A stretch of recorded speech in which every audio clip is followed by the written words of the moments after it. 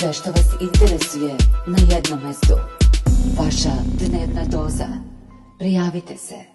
U Srbiji prema poslednjem preseku registrovano 4497 slučajeva koronavirusa, od kojih je najveći broj u Beogradu 1270.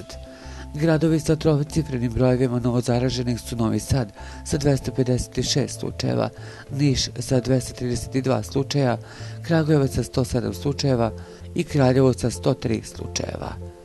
Od posljedica koronavirusa preminulo je 37 osoba. Raste i broj hospitalizovanih.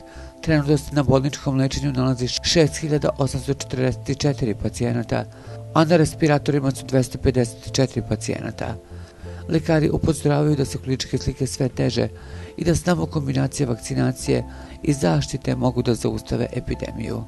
Profesor Nebojša Lalić, dekan Medicinskog fakulteta u Beogradu, je rekao da nema razloga da studenti ne budu vakcinisani sada i odmah. Zaista ne vidim razlog da studenti ne budu vakcinisani sada i odmah, jer to je vrlo značajna populacija, poručio je Lalić. On upozorava da samo kombinacija vakcinacije i zaštite mogu da zaustave epidemiju.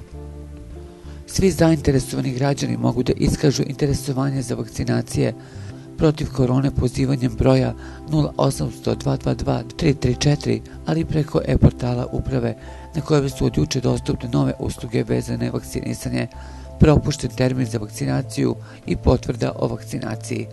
Ukoliko neko bio sprečen da dođe na vakcinaciju i propustio je termin, jednostavnim popunjavanjem upitnika može podneti zahtev za dobijanje novog termina.